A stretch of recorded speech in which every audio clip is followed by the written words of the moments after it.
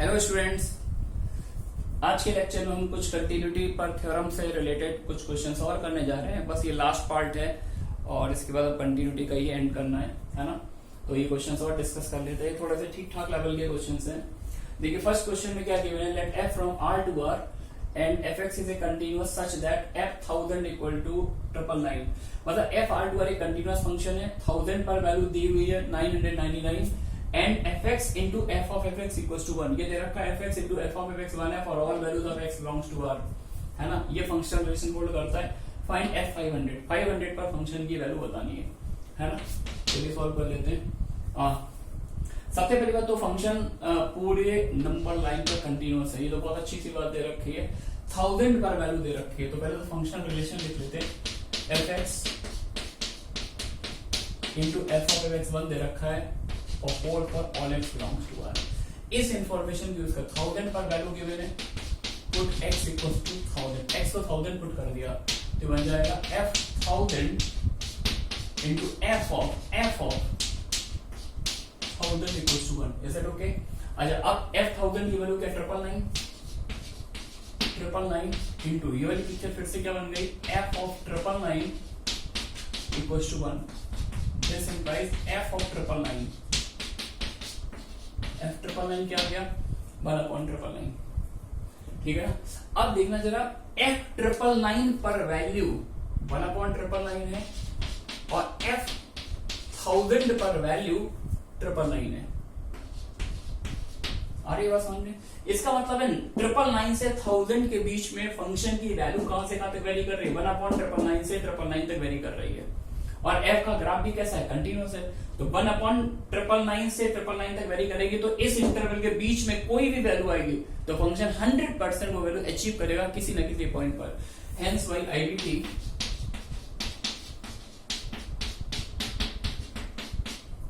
by intermediate value theorem there exists a point C belongs to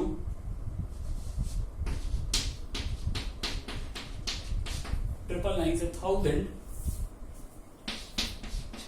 such that, जैसे बोल रहे थे f 500 बताओ तो 500 इस इंटरवल के अंदर आ रहा है, 1/999 से 999 के अंदर आ रहा है तो किसी ना किसी पॉइंट पर फंक्शन 500 भी वैल्यू ले रहा होगा, 100% लेगा। तो मैंने उस पॉइंट को जहां पर फंक्शन 500 वैल्यू ले रहा है उस पॉइंट को C बोल दिया, है ना। C किस इंटरवल के अंदर आएगा, इसके अंदर, ठीक है। अब यार f of C 500 है और मुझे f 500 की वैल्यू निकालनी है तो फिर से इस रूल को यूज कर लेते हैं और इसमें x को C पुट कर देते हैं। Put x equals to C, x को C पुट कर दिया तो f of C क्या बन जाएगा, f of C into f of C equals to 1। तो x को C पुट किया तो f of C बन जाएगा 500 into f of 500 equals to 1। This will implies what is the value of f 500, 1/500। f 500 is 1/500, ठीक है ना। Move करते हैं नेक्स्ट प्रॉब्लम पर।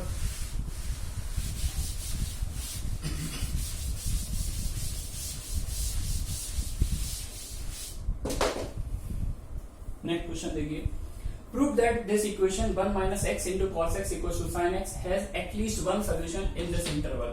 यानी ये शो करना इस इक्वेशन का कम से कम एक रूट 0 से 1 में आएगा। बिल्कुल सिंपल सी प्रॉब्लम है, ऑर्डिनरी। तो सबसे पहले क्या करो, इस पूरी पिक्चर को एक साइड शिफ्ट कर लो और एक फंक्शन डिफाइन कर लो, 1 minus x into cos x minus sin x, है ना। और इस फंक्शन की टेस्टिंग हम किस इंटरवल में करने जा रहे हैं, 0 से 1, क्लोज इंटरवल। ऑब्वियस सी बात है, कंटिन्यूटी को लेके कोई डाउट नहीं है, दोनों फंक्शन इंडिविजुअली कंटिन्यूअस है तो उनका डिफरेंस भी कंटिन्यूअस आएगा, ठीक है ना। अब मैंने x को एक बार 0 पुट कर दिया, एंड पॉइंट पुट कर दो, एक बार x को 0 पुट कर दीजिए तो 0 पुट करेंगे cos 0 is 1, sin 0 is 0। एक बार x को 1 पुट कर दीजिए, 1 पुट करेंगे तो ये वाली पिक्चर 0 हो जाएगी माइनस sin 1, है ना। अच्छा ये जो 1 होता है एक्चुअली 1 रेडियन होता है, क्या है ये 1 रेडियन, और 1 रेडियन होता है 50 approximately equal to 57 degree 16 minute, मतलब 60 से छोटा होता है, 57 डिग्री के आसपास होता है। और साइन 57 डिग्री कैसा नंबर होगा, पॉजिटिव, और बाहर साइन कैसा, नेगेटिव। तो 0 पर वैल्यू पॉजिटिव आ रही है, 1 पर वैल्यू नेगेटिव आ रही है, तो by IVT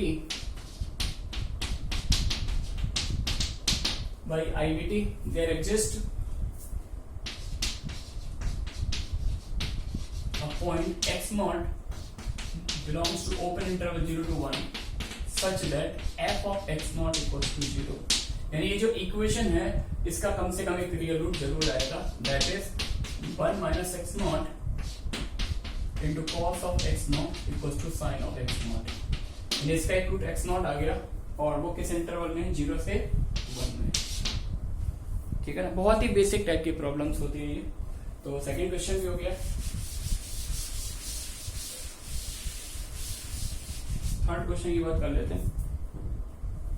for a non zero polynomial p मतलब px, show that the equation mod px equals to e power x has at least one solution. px को पॉलिनोमियल फंक्शन है, prove करना है mod px equals to e power x का कम से कम एक real solution जरूर आएगा, है ना.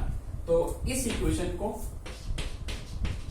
क्या अपन ऐसे लिख सकते हैं, ये दिया mod px equals to e power x, है ना, और e पर x को अगर मैं लेफ्ट में शिफ्ट कर लूं, e पर x into mod px equals to 1, ये भी लिख सकते हैं e पर minus x into mod px equals to 1, यानी इसका कम से कम एक रूट आएगा. ठीक है, तो एक काम करते हैं, x टेंडिंग टू इंफिनिटी, एक बार इंफिनिटी पर इस फंक्शन का बिहेवियर चेक करते हैं. इंफिनिटी पर इसकी लिमिटिंग वैल्यू किसको अप्रोच करती है, और एक बार माइनस इंफिनिटी पर. बस जस्ट जानना चाहता हूं इंफिनिटी को माइनस इंफिनिटी पे कहां जा रहा है, किसको अप्रोच कर रहा है. तो x को जब इंफिनिटी डालेंगे तो आप जानते हो e की पावर माइनस इंफिनिटी की वैल्यू क्या होती है, 0 होती है. अच्छा, px एक पॉलिनोमियल फंक्शन है, तो जब x को इंफिनिटी डालेंगे तो यार ये भी इंफिनिटी को टेंड करेगा. अब आपके मन में डाउट आ रहा होगा यार कि जब मैंने x को इंफिनिटी डाला तो ये 0 को टेंड कर रहा है, ये इंफिनिटी को टेंड कर रहा है, तो 0 इंटू इंफिनिटी क्या बन गई, एक इंडिटरमिनेट फॉर्म बन गई क्या.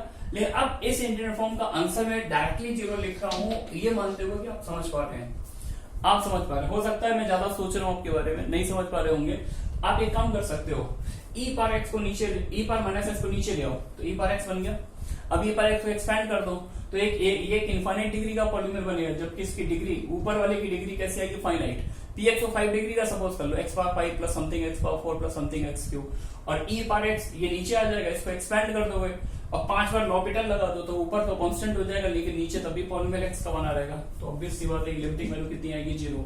जब मैं x को माइनस इंफिनिटी डालूंगा तो e के बाद प्लस इंफिनिटी बनेगा, तो ये भी इंफिनिटी टेंड करेगा, ये भी इंफिनिटी को टेंड करेगा, तो कोई डाउट नहीं है, ये प्लस इंफिनिटी जाएगा क्या. तो इंफिनिटी पर जब हमने इस फंक्शन की टेस्टिंग की, इसका ग्राफ माइनस इंफिनिटी पर देखा, तो माइनस इंफिनिटी पर ये ग्राफ कहां जा रहा था, प्लस इंफिनिटी की साइड में. इंफिनिटी पर ग्राफ देखा तो ये 0 को टेंड कर रहा है, तो ग्राफ जब यहां से यहां ट्रेवल कर रहा होगा 0 साइड, तो किसी ना किसी पॉइंट पर 1 हाइट भी ले रहा होगा, ये 0 हाइट जा रही है. समझ में आया क्या. तो हेंस बाय आईडीटी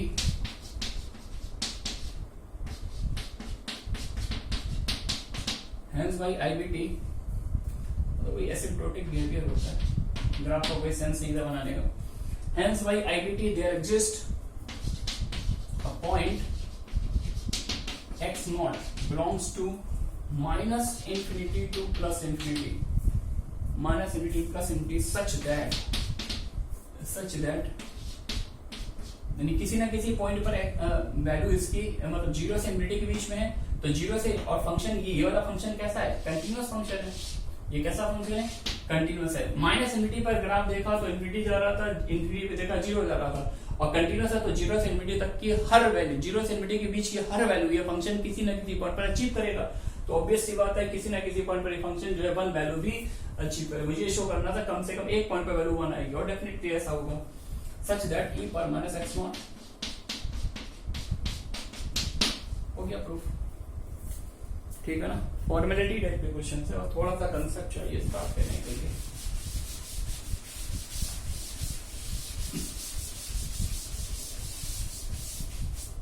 चलिए आगे मूव करते हैं.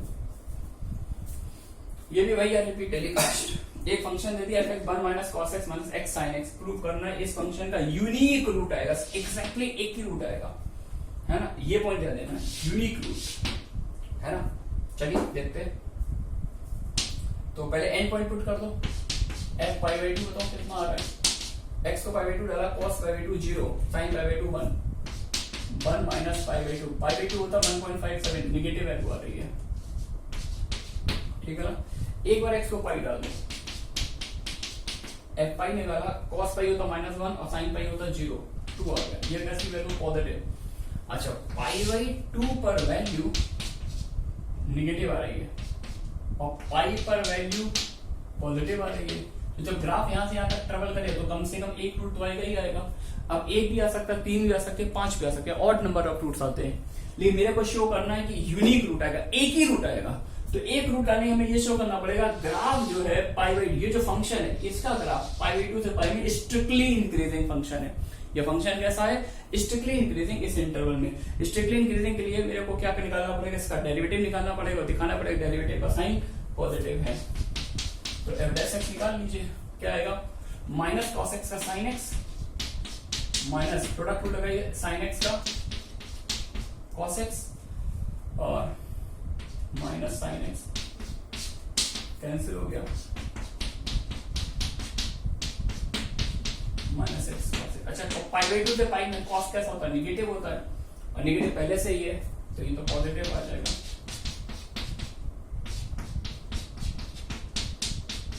पाई बाई 2 से पाई में डेरिवेटिव का साइन पॉजिटिव, इसका मतलब एफ एक्स जो है इंक्रीज करेगा और all values of x belongs to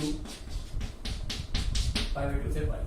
तो पाई बाई 2 से पाई में फंक्शन का ग्राफ एक इंक्रीजिंग फंक्शन है और इंक्रीजिंग फंक्शन है तो डेफिनेटली यूनिक रूट आएगा।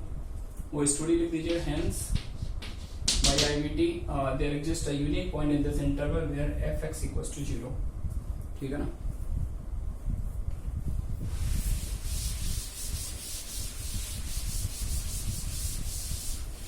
चलिए एक और अच्छी प्रॉब्लम कर लेते हैं, लास्ट प्रॉब्लम है अपनी ये।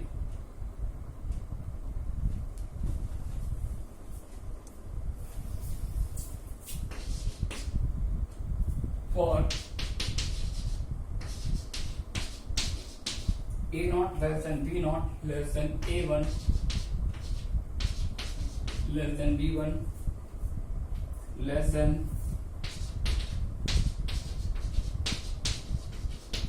Bn, show that all roots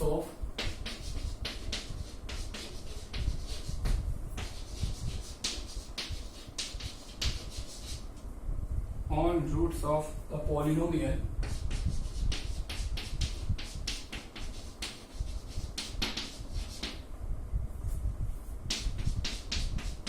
pairs equals to continued product k varying from 0 to n x plus ak plus 2 times continued product k varying from 0 to n x plus bk x belongs to r real। ये proof करना है। ठीक ठाक problem है ना? तो ये जो कोफिशिएंट है a not b not a1 b1, इनके बीच में ये ऑर्डर रिलेशन गिवन है, सबसे पहली बात है ना। और एक डराने के एक फॉर्मेलिटी टाइप का कोई फंक्शन बना दिया यार, तो डरने की जरूरत नहीं, बेसिक सा क्वेश्चन एलिमेंट्री है, करिए। चलिए सॉल्व करते हैं। प्रूव करना है कि जो पॉलिनोमियल इक्वेशन है इसके सारे रूट रियल आएंगे, all the roots of this polynomial is real. तो पहले ऐसा करते हैं, थोड़ा सा एक्सपेंड करते हैं, ओपन करते हैं, थोड़ा फील आती है। के को 0 डालो, x प्लस a नॉट, के को 1, x plus a1, x plus a2, x plus an, है ना, प्लस 2 टाइम्स। अब के को 0 डालो, x plus b naught, x plus b1, plus b n. ये पॉलिनोमियल दिया हुआ है, मुझे प्रूफ। अच्छा कितने डिग्री का पॉलिनोमियल है? तो के को 0 से यानी n+1 वैल्यू दे रहे हैं, तो n+1 डिग्री का पॉलिनोमियल है। तो मुझे दिखाना px इक्वल टू 0 के n+1 रियल रूट्स आएंगे, है ना, सारे रूट रियल आएंगे। तो एक काम करते हैं, सारे रूट को तो मैं चेक नहीं करूंगा कि एक रूट यहां से यहां तक, मैं एक थोड़ा जनरलाइज स्टेप यूज करने जा रहा हूं, थोड़ा सा फोकस करिएगा। अगर मैं x को -al पुट कर दूं, l इन्हीं में से 0 से n के बीच की कोई सबस्क्रिप्ट है, तो जब मैं x को -al पुट करूंगा तो ऑब्वियस सी बात है कहीं ना कहीं al यहां पर आया होगा, x प्लस al, तो वो टर्म तो 0 बन जाएगा। तो ये वाले सारे के सारे टर्म 0 हो जाएंगे। यहां पर देखिए क्या आएगा, 2 times b not minus al B1 minus AL, B2 minus AL, Bn minus AL आएगा क्या? अब मुझे इस प्रोडक्ट का साइन देखना है यार, है ना। तो इसका साइन ऑब्जर्व, एक छोटी सी ट्रिक है अपने आप को समझाने के लिए। L को एक छोटी सी वैल्यू, L को 2 दे दो। L को क्या वैल्यू दे दी? 2, है ना। L को 2 दे दिया तो इसका मतलब A0 B0 से छोटा, A1 B1 से छोटा, और थोड़ा सा यहाँ पर एक्सटेंड करते हैं, A2 B2 से छोटा and up to so on. तो अगर मैं L को 2 वैल्यू दे दूं तो यहां पर आएगा, तो B0 माइनस A2 निगेटिव होगा, B1 माइनस A2 निगेटिव होगा, है ना। तो देखिए B वाली सीधी देखिएगा, इस ऑर्डर रिलेशन को देखिए। अगर मैं L को 2 डाल दूं तो B0 minus A2 negative number, B1 minus A2 ये भी निगेटिव नंबर, लेकिन B3 इससे बड़ा होगा, B3 पॉजिटिव आएगा। तो L को मैं 2 देता हूं वैल्यू, तो इसमें से 2 फैक्टर निगेटिव आते हैं, बाकी सारे पॉजिटिव आते हैं।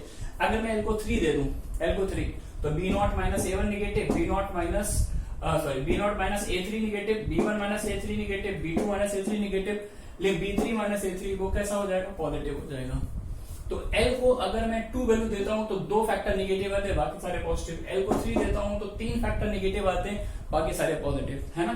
अच्छा, मेरे को यहाँ पर इनका मैग्नीट्यूड चेक नहीं करना है, इनकी वैल्यू क्या है, मुझे सिर्फ साइन से मतलब है। अगर मुझे साइन से मतलब तो मैं सिर्फ सिग्नम की बात करूंगा। ये जो एक्सप्रेशन लिखा, what is the signum of this, तो इसके सिग्नम की बात करें तो अगर यहाँ पे सबस्क्रिप्ट L है तो L फैक्टर निगेटिव आएंगे, बाकी सारे पॉजिटिव। तो इसका सिग्नम बात लेंगे तो -1 की पार्ट L आ जाएगा। सही है बच्चों? अच्छा, अब माइनस A निकालिए, अब माइनस BL। एक बार x को माइनस BL पुट करो, x को माइनस BL पुट करोगे तो यहाँ कहीं ना कहीं पर x प्लस BL होगा, तो वो वाला फैक्टर तो पूरा 0 हो जाएगा, ये वाला सर्वाइव करेगा। तो x को माइनस BL डालो तो ये सीन बनेगा A0 minus BL, A1 minus BL, A2 minus BL, AN minus BL। आ रही बात बच्चों समझ? अच्छा, अब अपने आप को समझाने L को 1 वैल्यू दे दो, L को 1 यानी B1 क्या देख रहा है? A0 minus B1 negative, A1 minus B1 negative, है ना। अगर मैं L को 1 वैल्यू देता हूं तो A0 माइनस B1 पहला टर्म भी निगेटिव और दूसरा टर्म भी निगेटिव, यानी L को 1 वैल्यू दी तो 2 फैक्टर निगेटिव बन रहे हैं। और थोड़ा आगे चलते हैं, L को अगर मैं 2 वैल्यू दे दूं तो हर जगह B2 B2 B2 बन जाएगा। तो कौन कौन से नेगेटिव बनेंगे? देखो B2 तक आते हैं, ये रहा B2, तो A0 माइनस B2 एक टर्म नेगेटिव, है ना। A1 minus B2 2 term negative और A2 माइनस B2 नेगेटिव, तो 3 नेगेटिव बनेंगे। आ रही बात समझ में? तो L को 1 वैल्यू दी तो 2 टर्म नेगेटिव बने, L को 2 वैल्यू दी तो 3 टर्म नेगेटिव बन रहे हैं।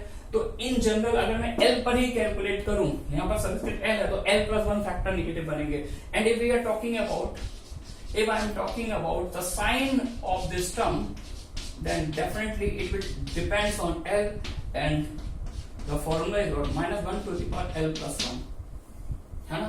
तो मैंने एक बार माइनस AL पुट किया, -1 की पावर L आया, माइनस BL पुट किया, -1 की पावर L प्लस 1 आया। इसका मतलब माइनस AL और माइनस BL के बीच में साइन कैसा आ गया? अपोजिट आ गया, है ना। देयरफॉर, और ये रिजल्ट ट्रू हो रहा है।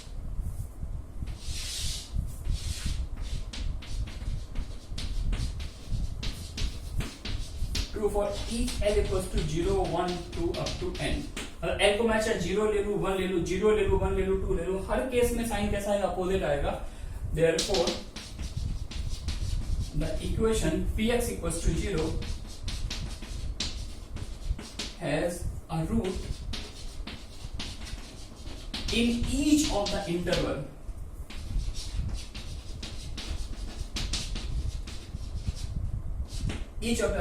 Minus AL2 minus BL, minus AL2 minus BL, लेकिन नहीं, उल्टा बोल रहा हूं क्योंकि B1 बड़ा है A1 से, तो माइनस B1 छोटा होगा, माइनस BL से माइनस AL, है ना। और L इसमें क्या है? 0, 1, 2 अप टू n। इसका मतलब माइनस B0 से माइनस A0 में एक रूट आएगा, माइनस B1 से माइनस A1 में एक रूट आएगा, माइनस B2 से माइनस A2 में एक रूट आएगा, माइनस BN से माइनस AN में एक रूट आएगा, यानी ओवरऑल कितने रूट आ जाएंगे? n plus 1। Therefore total real roots equal to n plus 1। ठीक है ना। तो बस यहीं पर दी एंड करते हैं। चलिए, बाकी बातें बाद में करेंगे। Thanks for watching.